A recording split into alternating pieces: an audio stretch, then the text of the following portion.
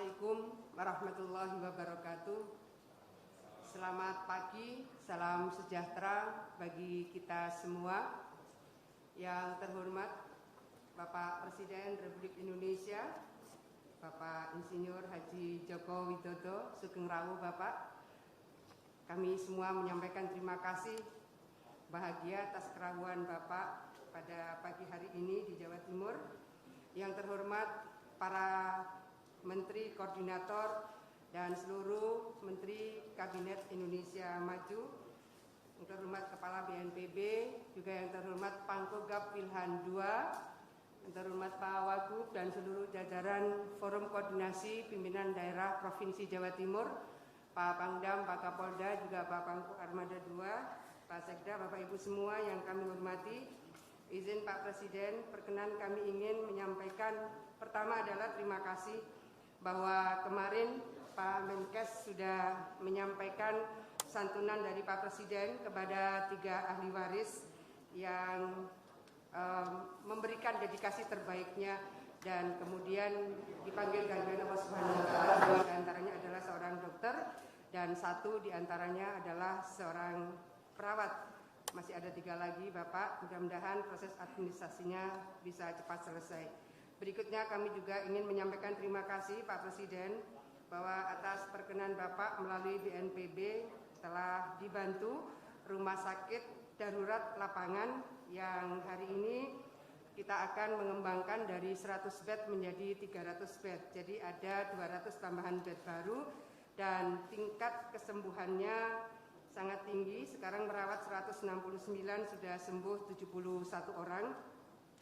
Berikutnya Pak Presiden, kami ingin melaporkan bahwa Perpres yang sudah berkenan Bapak mandatkan ke Pemprov Jawa Timur, Perpres 80 tahun 2019, dalam keadaan pandemi COVID kami pun terus melakukan koordinasi terutama dengan jajaran Menko Perekonomian.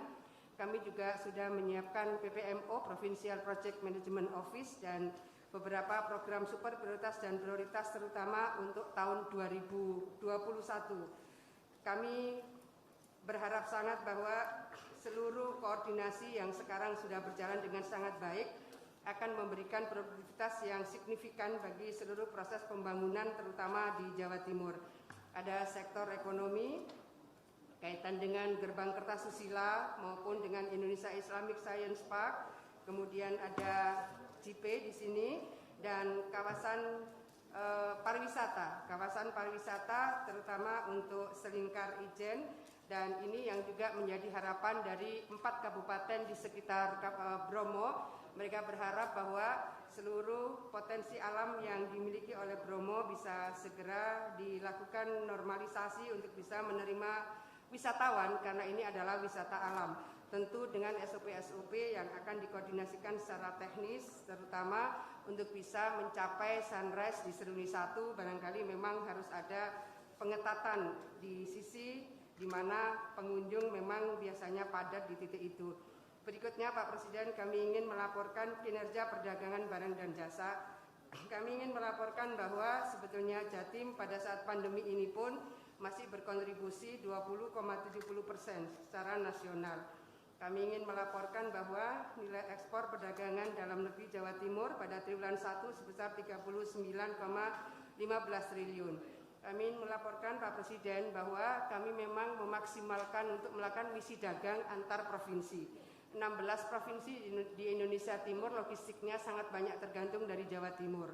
Oleh karena itu kami sangat menjaga apakah produksi padi, produksi telur, produksi ayam, produksi daging, yang 16 provinsi Indonesia Timur sangat banyak tergantung dari Jawa Timur, kami sangat menjaga itu.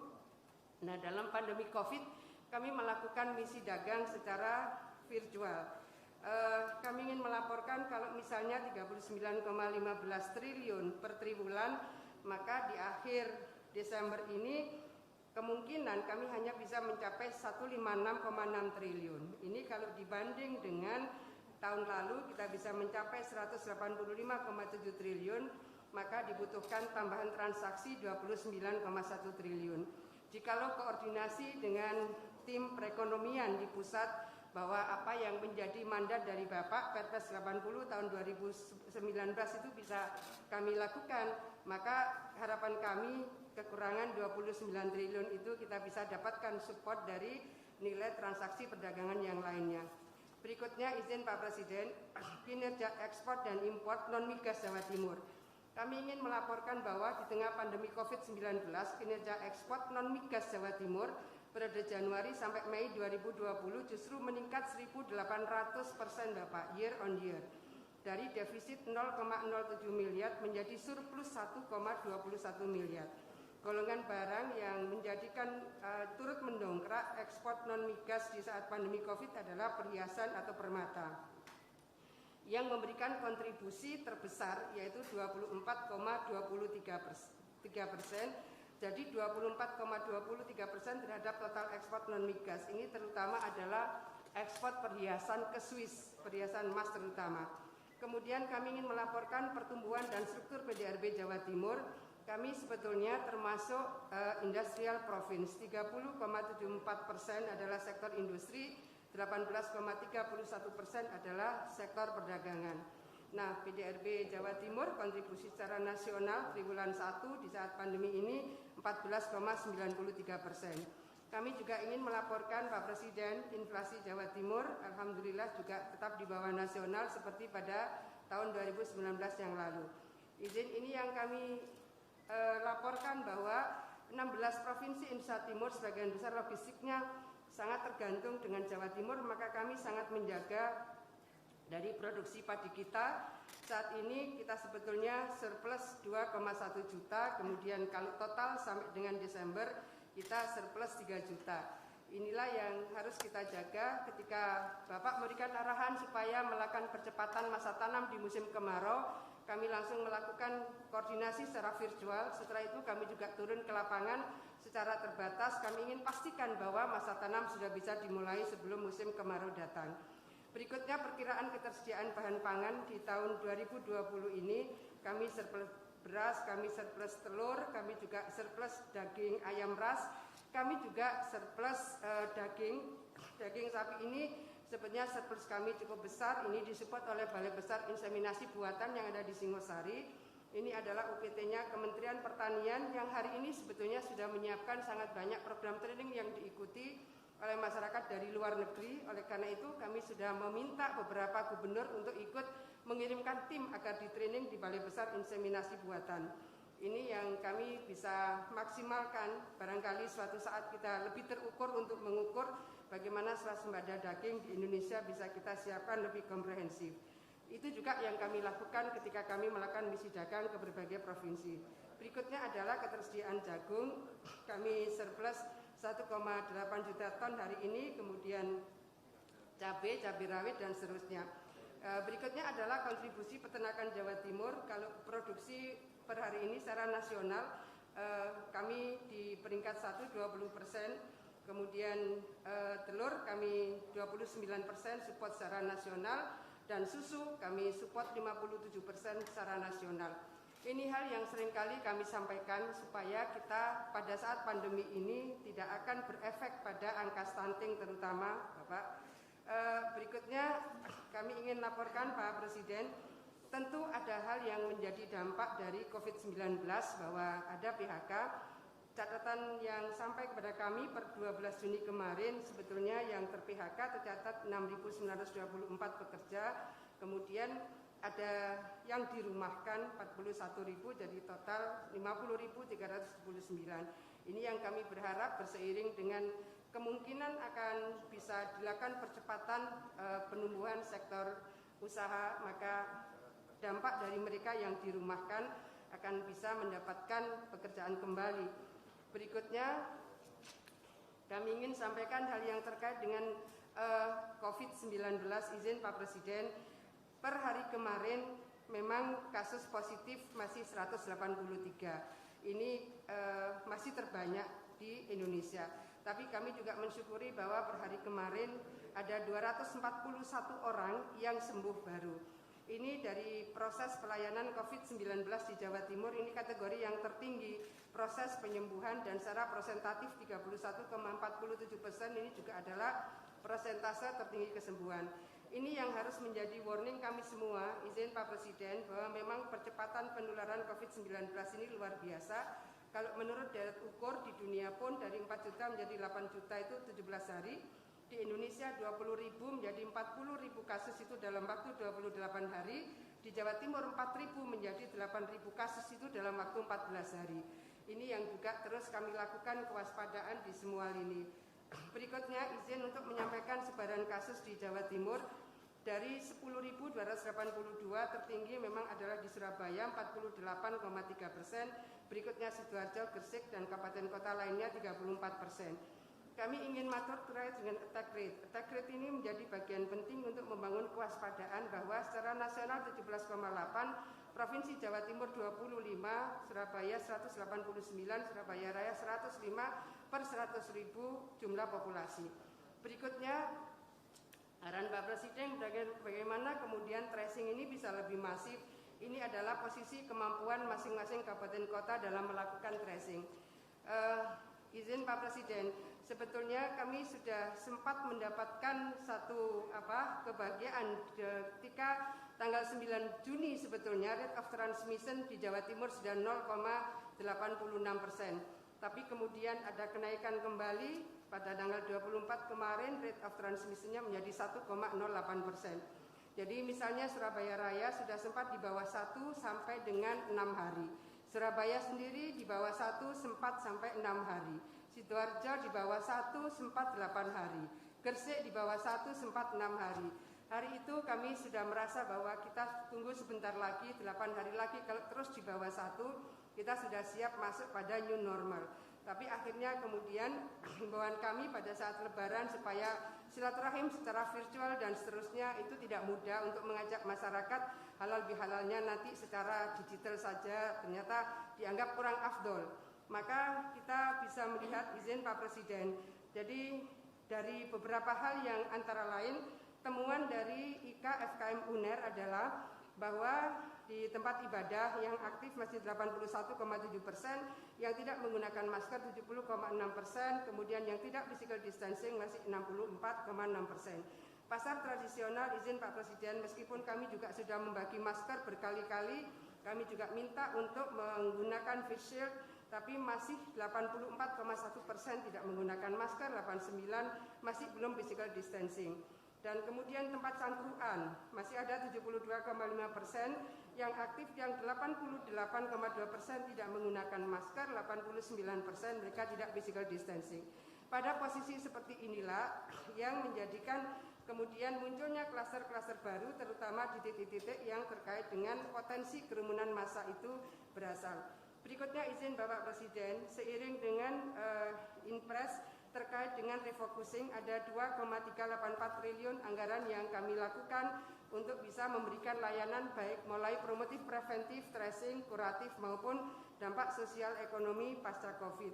Izin berikutnya beberapa hal yang kami lakukan bersama Forkopimda antara lain adalah ada 1.509 kampung tangguh yang kami berharap bahwa kampung tangguh ini akan bisa menjadi bagian dari ketahanan kita di lini paling bawah. Tidak sekedar pada saat Covid, tidak sekedar untuk bisa mengantarkan new normal, tetapi ini menjadi penting untuk bisa membangun ketahanan dari lini yang paling bawah karena basisnya adalah RW. Dengan demikian kami berharap kampung tangguh yang sekarang sudah diinisiasi untuk menjadi pesantren tangguh ini menjadi referensi, juga menjadi referensi juga bagi pasar tangguh dan seterusnya. Harapan kami adalah ini akan menjadi referensi bagi ketangguhan dan ketahanan kita secara nasional. Izin Bapak Presiden, demikian yang kami laporkan, dan bersama kami juga ada Bupati, Wali Kota bersama Forkopimda, juga rumah sakit rujukan COVID, ada 99 rumah sakit rujukan dan 1 rumah sakit lapangan, dan mereka ada juga bergabung pengusaha APD, mereka yang memberikan support. Pada awal kami sangat membutuhkan APD bagi tenaga medis, baik tenaga dokter maupun tenaga perawat. Dan kami juga menyampaikan terima kasih Pak Presiden, informasi yang kami dapatkan bahwa Bapak berkenan akan menunjuk Pak Pangkogap Wilhan II untuk menjadi koordinator dari Rumah Sakit Darurat Lapangan, dan tentu adalah untuk mengendalikan seluruh proses pemutusan mata rantai COVID-19 di Jawa Timur. Demikian Bapak, terima kasih, dan selanjutnya izin mohon berkenan Bapak, kami akan menambahkan laporan terkait dengan langkah-langkah kuratif kami di Jawa Timur. Demikian Bapak, Assalamualaikum warahmatullahi wabarakatuh.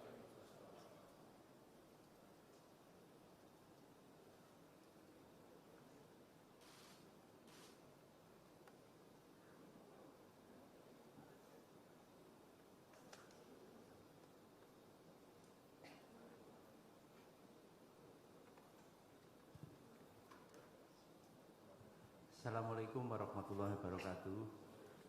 Selamat pagi dan salam sejahtera yang saya hormati Bapak Presiden Republik Indonesia, Bapak Insinyur Haji Joko Widodo, yang saya hormati Bapak Menko Polhukam Republik Indonesia, Bapak Muhammad Mahmud MD, yang saya hormati Bapak Menko PMK Republik Indonesia, Bapak Profesor Dr. Muhadjir Effendi, yang saya hormati Bapak Menteri Pariwisata, Bapak Wisnu Tama, yang saya hormati Bapak Menkes, Bapak Letnan Jenderal TNI Purnawirawan Dr. Terawan Agus Purtanto, yang saya hormati Ibu Gubernur Jawa Timur, Ibu Hajah Khofifah Indar Parawangsa, yang saya hormati Bapak Kepala BNPB Republik Indonesia, Bapak Letjen TNI Doni Monardo, yang saya hormati Bapak Wakil Gubernur Jawa Timur, Bapak Dr. Emil Estianto Dardak, yang saya hormati Bapak Pangkol Wihan II, Bapak Marskal Madya TNI Imran Batirus, yang saya hormati Bapak Pangdam 5 Brawijaya, Bapak Majen TNI Widodo, yang saya hormati Bapak Kapolda Jawa Timur, Bapak Irjen Polisi Dr. Muhammad Fadil Imran SIK MSI, yang saya hormati Bapak Sekretaris Daerah Provinsi Jawa Timur, Bapak Dr. Insinyur Heri Cahyono, yang saya hormati Bapak Pangkol Wihan II, Bapak Laksamana TNI Heri Kustanto SEMM, serta Bapak Ibu sekalian yang hadir pada acara ini. Sesuai dengan tugas yang diberikan pada kami sebagai Ketua Gugus Kuratif Pemerintah Provinsi Jawa Timur oleh Ibu Gubernur, untuk melaksanakan pengendalian COVID-19 di Provinsi Jawa Timur, kami melakukan 3 metode untuk pengendaliannya, yaitu tes masif, tracking, kemudian treatment. Tes yang kami lakukan berupa tes laboratorium utamanya, yaitu rapid test dengan PCR dan TCM. Kemudian trackingnya, kita lakukan tracking, kita bentuk hunter tim hunter COVID yang bekerja dari gugus tugas provinsi ke kabupaten-kabupaten. Kemudian kita lakukan treatment dengan pengembangan, ada 99 rumah sakit rujukan, ada rumah sakit lapangan, kemudian ada beberapa ruang isolasi. Kami laporkan Bapak Presiden, sampai hari ini kami telah melakukan rapid test sebanyak 465.149.000, kemudian dilanjutkan dengan PCR sebanyak 53.503, kemudian TCM sebanyak 16.051.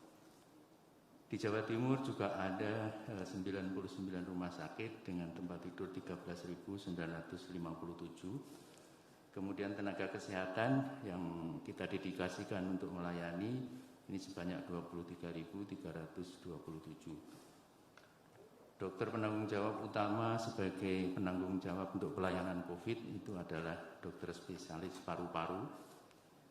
Kemudian dokter spesialis paru-paru di Jawa Timur jumlahnya 191, kemudian dokter penyakit dalam sebanyak 397 yang terlibat di dalam pelayanan itu. Kemudian kalau ada kegawatan oleh dokter intensivis, yaitu dokter intensivis adalah dokter anestesi.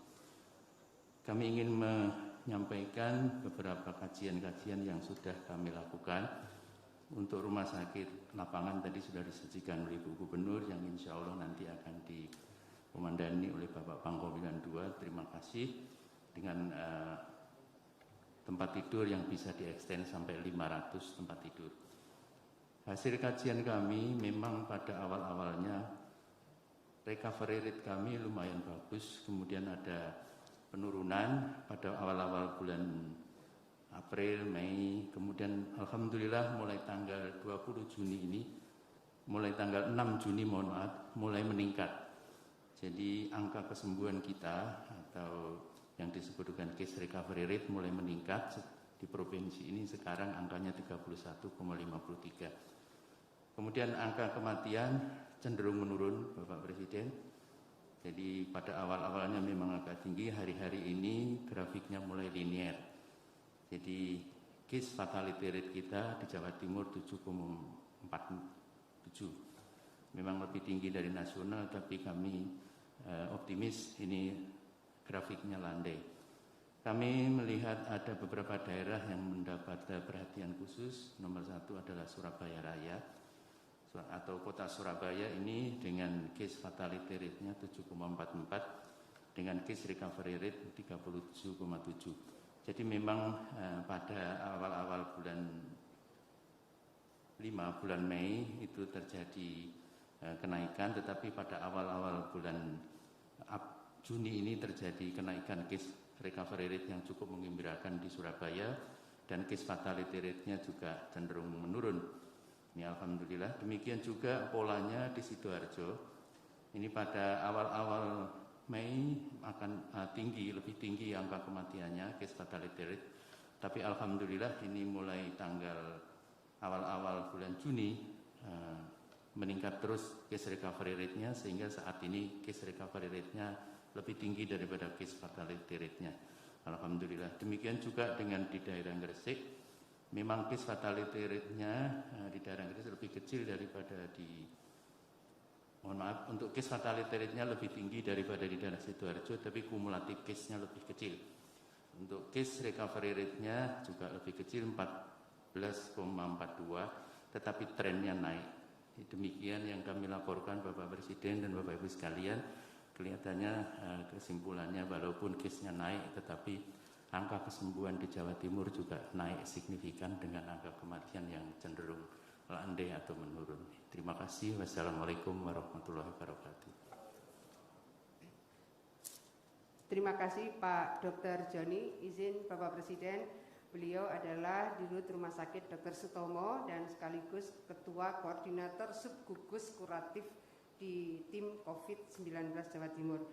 Izin berikutnya kami mohon arahan dari Bapak Presiden, terutama kepada kami yang mengikuti secara virtual, para Bupati, Wali Kota, Forkopimda, juga dari seluruh rumah sakit rujukan yang ada dan mereka yang terkoordinasi di dalam penyediaan perusahaan APD di Jawa Timur, Bapak. Izin selanjutnya kami mohon Bapak Presiden berkenan menyampaikan arahan kepada kami.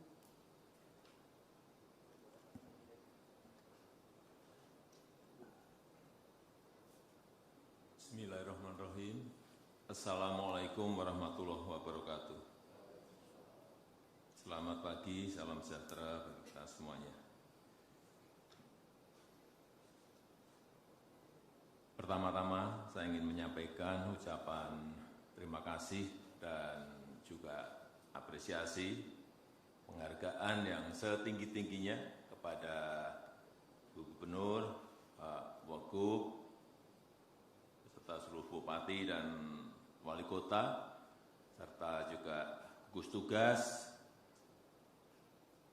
seluruh jajaran rumah sakit, dokter, perawat, seluruh tokoh masyarakat, seluruh relawan, dan juga yang membantu dengan sekuat tenaga, jajaran TNI dan Polri yang telah bekerja keras, yang telah penuh dengan dedikasi bersama-sama mengendalikan COVID-19 di Provinsi Jawa Timur. Yang pertama saya ingin mengingatkan kepada kita semuanya agar memiliki sebuah perasaan yang sama, bahwa kita ini sedang menghadapi sebuah krisis kesehatan dan juga sekaligus ekonomi. Perasaannya harus sama. Jangan sampai ada yang masih memiliki perasaan kita normal-normal saja. Berbahaya sekali. Dan ini tidak dialami oleh negara kita Indonesia. Tapi 215 negara mengalami hal yang sama. Sekali lagi, saya minta kita memiliki perasaan yang sama bahwa kita sekarang berada pada posisi krisis kesehatan itu dan ditambah dengan ekonomi. Sehingga kita mengajak masyarakat juga sama, agar memiliki perasaan yang sama, bahwa kita masih memiliki sebuah masalah, yaitu urusan COVID ini. Jangan sampai ada masyarakat yang memiliki perasaan yang masih normal-normal saja, sehingga kemana-mana tidak pakai masker,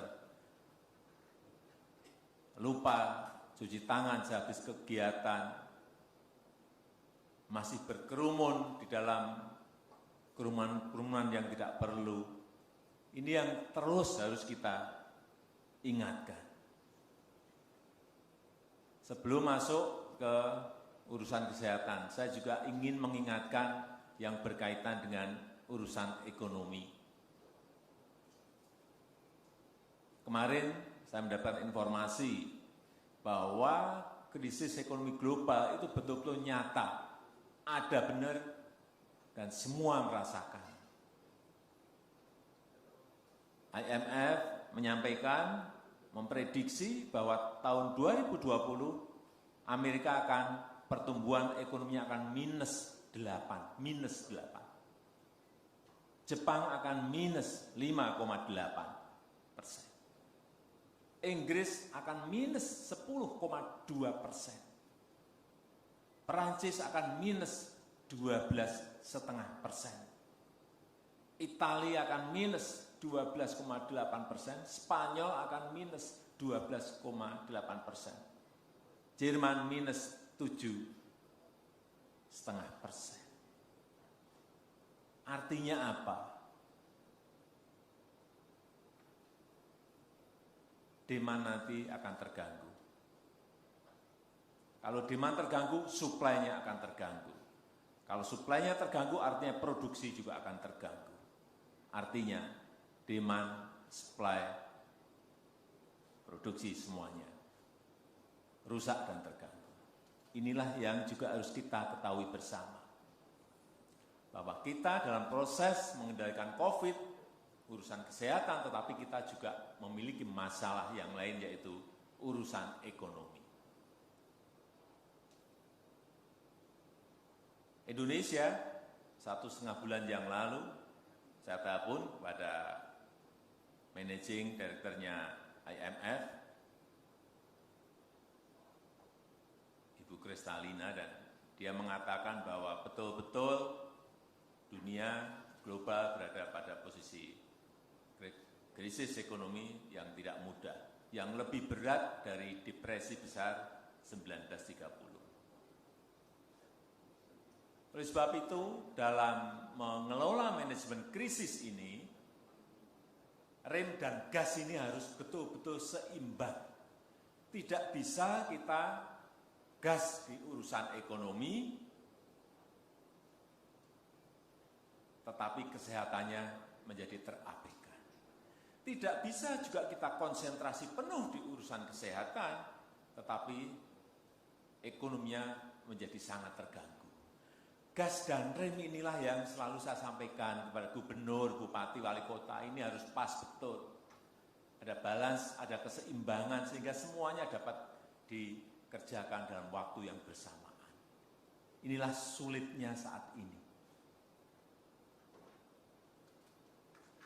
Oleh sebab itu, kita masuk ke urusan kesehatan, urusan COVID. Tadi sudah disampaikan oleh Ibu Gubernur, oleh Ketua Gugus Tugas, bahwa angka positif yang terkena COVID di Jawa Timur ini 183. Ini kemarin ya. Ini terbanyak di Indonesia. Hati-hati, ini terbanyak di Indonesia. Tetapi juga yang menumbuhkan optimisme kita, angka kesembuhannya juga berada pada posisi yang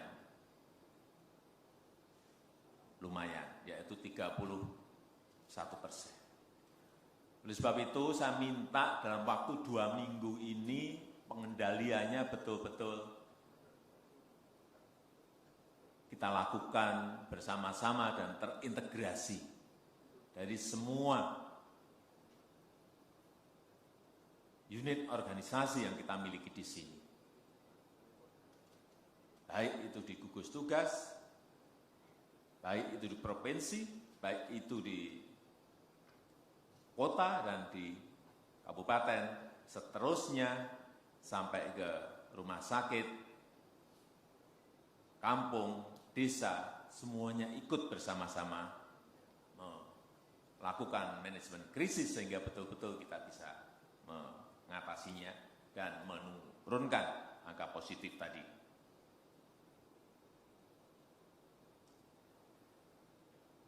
Yang paling penting ada kerjasama yang baik, ada sinergi antar manajemen-manajemen yang ada. Saya melihat memang yang paling tinggi adalah di Surabaya Raya. Ini adalah wilayah aglomerasi yang harus dijaga terlebih dahulu, dikendalikan terlebih dahulu. Nggak bisa, Surabaya sendiri nggak bisa. Gresik harus dalam satu manajemen. Sidoarjo harus dalam satu manajemen dan kota kabupaten yang lain. Karena arus mobilitas itu yang keluar masuk adalah dari bukan hanya Surabaya tapi dari daerah juga ikut berpengaruh terhadap naik dan turunnya angka COVID ini.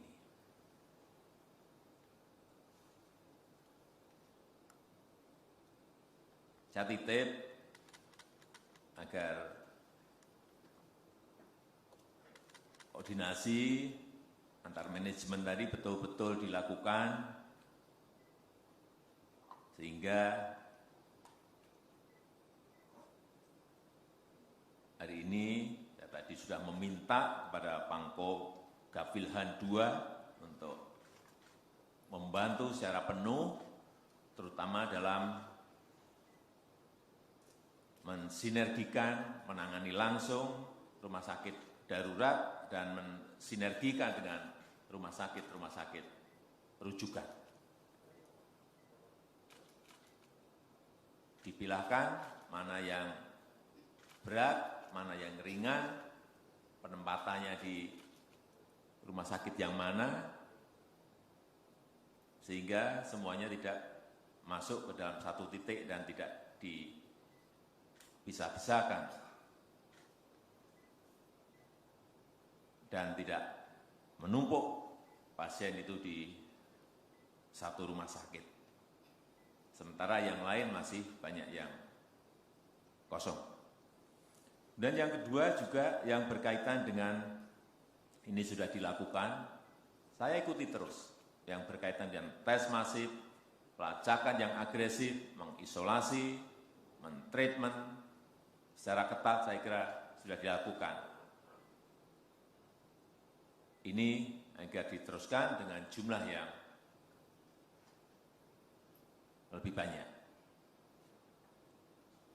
Kemudian yang ketiga yang berkaitan dengan apabila nantinya ini terkendali dan masuk ke new normal atau masuk ke normal, saya minta juga tahapan-tahapannya diprakondisikan terlebih dahulu. Ada prakondisi untuk menuju ke sana. Jangan tahu-tahu langsung dibuka tanpa sebuah prakondisi yang baik. Kemudian yang kedua juga cari timing yang betul-betul pas betul. Setelah prakondisi timingnya ditentukan. Kabupaten mana dulu, kota mana dulu. Dan yang ketiga, urusan yang berkaitan dengan prioritas sektor. Sektor mana dulu yang harus dibuka, yang menjadi prioritas, bukan langsung semuanya langsung Kita memang harus melalui tahapan-tahapan. Sehingga tadi saya sampaikan, gas dan remnya ini harus pas betul.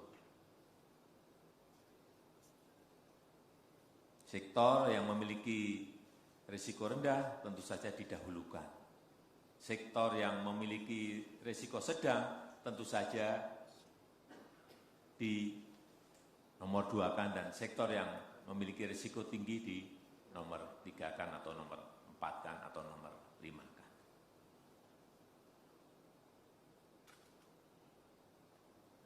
Yang keempat,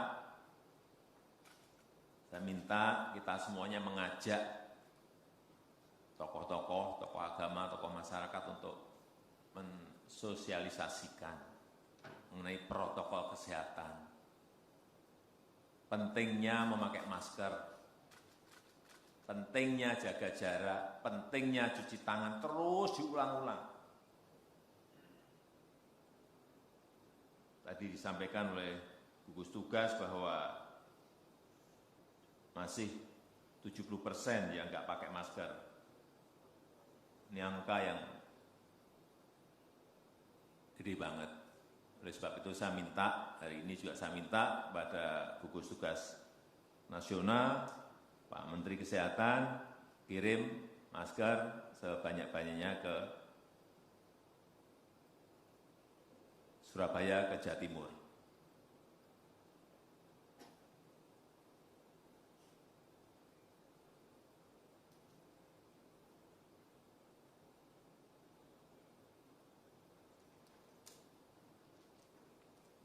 Yang kelima, dalam saya titip ini utamanya kepada gubernur, bupati, dan wali kota, agar setiap membuat kebijakan, agar setiap membuat policy selalu merujuk pada data sains dan juga saran dari saintis. Jangan kita membuat kebijakan, membuat policy tanpa melihat data, tanpa mendengarkan saran dari para pakar. Ini berbahaya. Minta masukan dari pakar epidemiologi, minta saran dari pakar-pakar perguruan tinggi. Yang terakhir,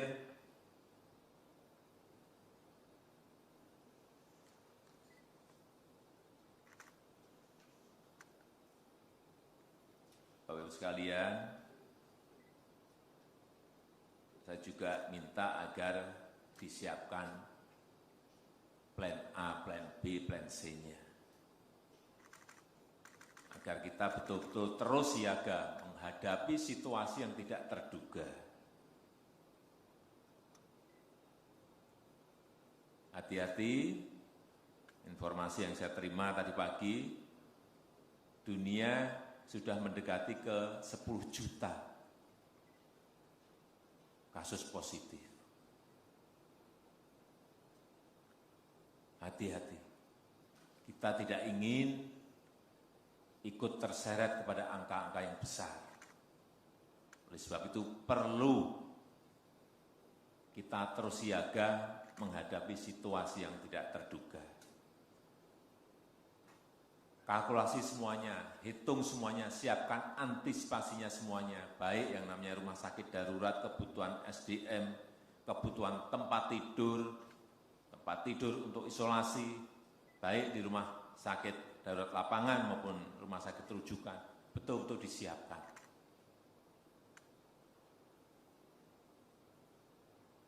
Saya rasa itu yang bisa saya sampaikan pada kesempatan yang baik ini. Terima kasih atas seluruh kerja keras Bapak, Ibu, dan saudara-saudara sekalian. Saya akan memantau terus, mengikuti, dan juga melihat data-data yang ada di Provinsi Jawa Timur, dan kita harapkan dalam 2 minggu ini betul-betul ada penurunan yang signifikan. Baik R0-nya, baik artinya, semuanya kita harapkan bisa turun sehingga kita bisa masuk ke sebuah tatanan normal baru dan masyarakat bisa beraktivitas seperti biasa. Terima kasih. Saya tutup. Wassalamualaikum warahmatullahi wabarakatuh.